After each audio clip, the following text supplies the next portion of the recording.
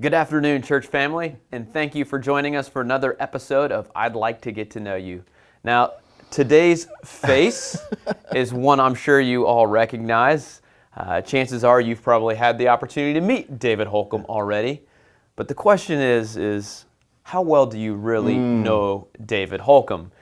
And David, if you're wondering why you're sitting here, you can thank one of our members, Ted Warren, for the wonderful idea. Right. He suggested that you should interview some of the staff. Huh.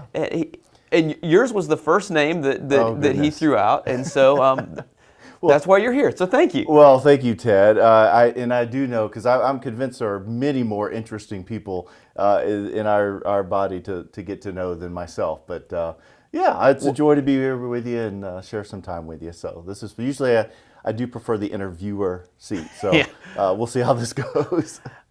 Well, thank you for letting us flip some things around here. Yeah, absolutely. In your recent sermon, it was back in May, you taught on Ecclesiastes, and you mentioned that you grew up in Freer, Texas. Freer, Texas. Texas is a big state. Yes.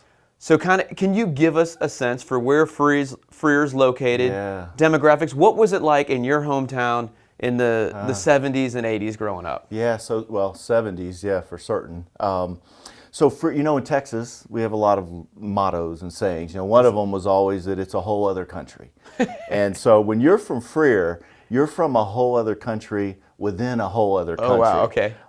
Freer's a border town, about 60 miles east of Laredo, Texas. All right. 90 miles to Corpus Christi, and really nothing in between. Wow. There were about 2,000 people. I think the population sign always had something like 1,800 when I was a kid. I remember seeing that on the outskirts. But one stoplight. Dairy Queen? There was a Dairy Queen by the time we left. Okay. You had to get to Laredo or some other town, Jourdanton maybe up to get a Dairy Queen. But there was a Mucho Burger, and there was a Jimbo's, and dirt roads. You burned your trash. A lot of us grew up with signs that said no shirts, no shoes, no service. I never grew up with those signs. In fact, I could still feel the cold floor of the grocery store in town, just barefoot running around and shirtless. And it was wonderful. I certainly had more tortillas than I ever had slices of bread, enchiladas, and just wonderful food, and just a wonderful culture and experience. My family, my grandparents had relocated there from Oklahoma many years prior, and so my dad's side of the family grew up there, and my mom happened to be working. Her dad worked in the oil field, and when they met in Freer, but it's a whole other country and a whole other country. So when I don't know if this is the part of Texas you grew up in, but when we think of Texas, sometimes we think of cowboy culture. Okay. So I think I can associate Laredo with cowboy, and you mentioned Laredo. Yeah. So was there any of the cowboy vibe? I mean, did you grow up with like the rodeo, roping, riding horses, working on a ranch, any of that stuff? Oh, for certain. My dad was basically Roy Rogers Jr. And at least his claim was to be Roy Rogers Jr. He was a calf roper, and he roped various rodeo circuits. In fact, he couldn't play athletics in high school because he had won prizes in the rodeo, and they considered him a professional. So we grew up around horses. My grandfather had longhorn cattle. We would feed the cattle, on a regular basis. We were always on a horse. I would say I probably logged as many miles on my horse in a certain season of life as I did on my bike, or maybe in a car. Warrior was my horse at one point. I was going to ask you the name of your horse. Yeah, Warrior. That's Warrior. A tough name. I like that. Warrior was a great horse, a white Appaloosa, and just loved Warrior. I'd say if you were looking for the stereotype, you found it. And so we were that, absolutely. I'm thinking now about a theme that you had one year with Run for God, and I want to ask you about Run for God later, but it was running with horses, and now I bet that has more meaning to you because... Yeah, that whole connection, lifelong, but it really resonated scripturally because of Jeremiah 12:5. If you have run with men on foot and they have worn you out, how will you ever compete with horses? And God's just his admonition to Jeremiah was, I've got so much good for you out there. You've got to rise above this. You've got it's going to be a climb, but the view is so worth it. And to race with horses. And I just that adrenaline, that thrill, I can sense myself on them and alongside them, and so it's always resonated with me as well. One time we were joking around about your playlist before you about to go out for a long run. Okay. And, I know where you're going with this too. Yeah. And there was, I forget when it came out, but there was a Stephen Curtis Chapman song a while back that was "Saddle Up Your Horses." It was kind of this great anthem with a lot of energy. Yeah. And now I think I know that was on your playlist, right? I'm guessing it came out about 1995, all right, maybe 96, and we have a great adventure. Yeah, we've got a trail to blaze. Saddle up your horses. I get it now. It's all coming together. Did you ever compete in a rodeo? You said your dad was calf rope. Did you ever do? I never did.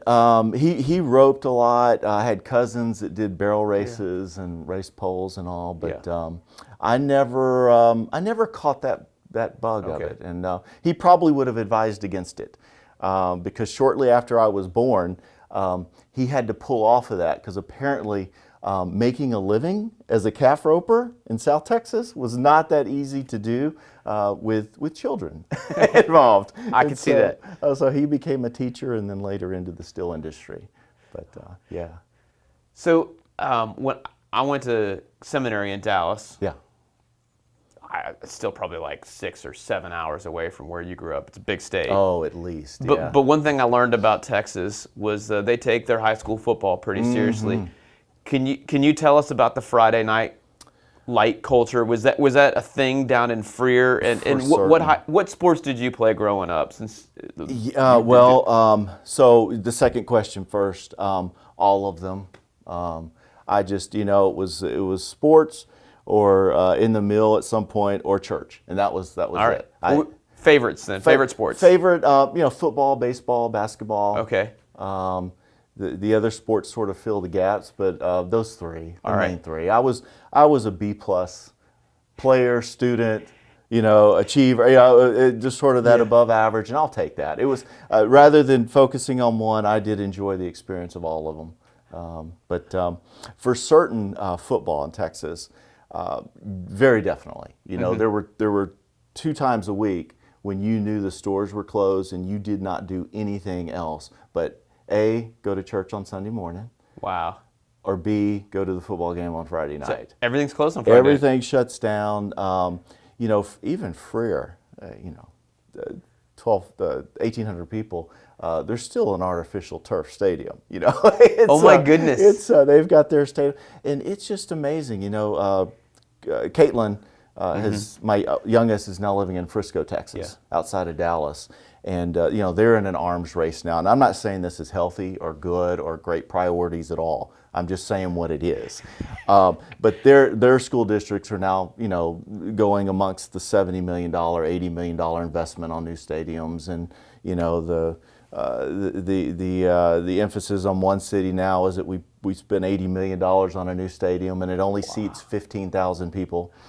So the shame that your stadium can only seat 15,000 people on a Friday night, how will you ever draw a big crowd? Wow. So, it was exciting, and as a kid, it was definitely to know that your teams would be that supported, even if you weren't very good, which we were never very good, but. And it was a different time. You had 7th grade, 8th grade football. You had freshman JV, sometimes a second JV team. You had a varsity team. Oh, you're a town of 2,000, and that wasn't Freer. That was some of the larger. Okay. When we moved to San Antonio later in school, our San Antonio school, Seguin School, was a 5A. So you definitely filled it, all those teams, and you had plenty of guys ready to play. So many things I'd like to trace out here, but I'm going to hit fast forward for a moment and say, how does a guy from a border town in Texas get multiple states away? Because we know you went to school at Auburn. So How does that come to be? Yeah, the abbreviated version is that we did end up moving near San Antonio. School, went to high school there for a few years, but my dad worked for the steel industry. He worked for a mill there. They acquired a mill in Birmingham. We moved as a family to Birmingham, and I finished high school in Birmingham. I started school at Auburn, and my parents moved back to the same house outside of San Antonio with the mill. And so, I had in-state tuition. I had already partaken of the Kool-Aid that is Auburn University. All right. And Bo Jackson was running wild. And so it was certainly where God had intended our paths to go. And that's how I ended up at Auburn. Okay. Yeah. Speaking of Bo Jackson. Yes. Bo I knows. was at Fort Benning, Georgia for a year of my life, which is about an hour away from Auburn. And Okay. on one fall Saturday, we made the drive over and attended a football game. Mm-hmm. It was an amazing experience, even though we were at the very, very top. Yeah. Do you have a favorite football game? Oh, wow, yeah. Is there a memory that stands out of all the Auburn football games you've had the chance to take in? Well, that would be a whole other session of itself. But just to sort of capture that, I will say this. I'll say two things. One, of all the Auburn, Alabama games, when I have been in attendance, including the 4 that I was a student, Auburn is 7-0. I've never watched Alabama beat Auburn in person. Wow. And so our 4 years included in 1989, the first time that Alabama had ever lowered their standards and played at Auburn. So that was a big game. But without doubt, in 2013, I was returning our oldest, Lauren, her freshman year from Thanksgiving holidays. And my intent was to drop her off and get back to Atlanta or continue my drive and watch the game later that day.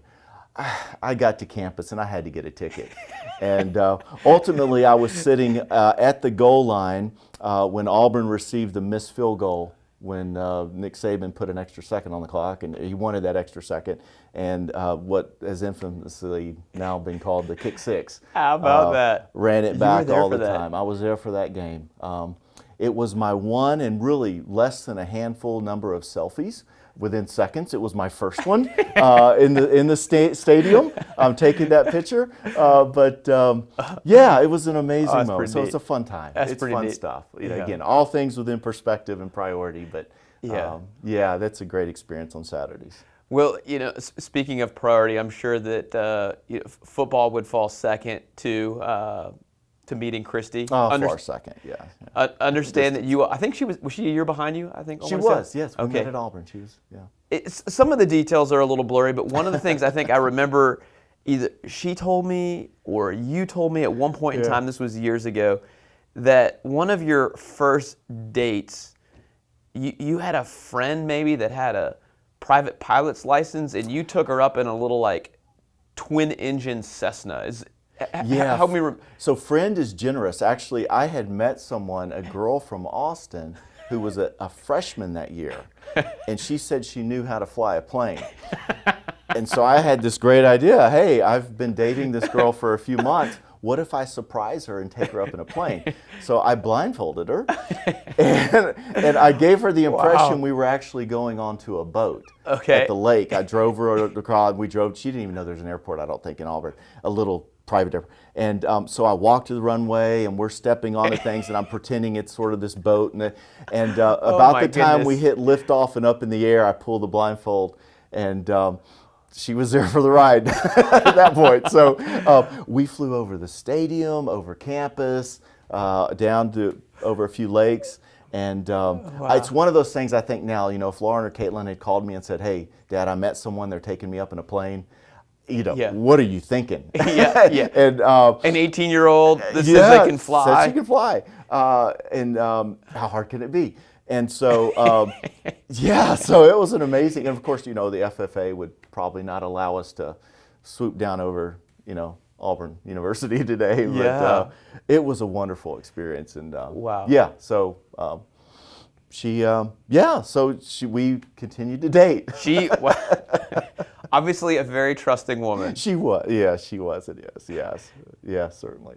Or she was an excellent judge of character and knew that you could be trusted. Maybe that was it. That's right. Yeah, it's quite. There would be quite an adventure ahead, at least. Yeah.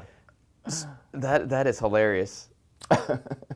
I'm thinking now, if we just move forward, you're at Auburn, you got to graduate, you're looking for a job.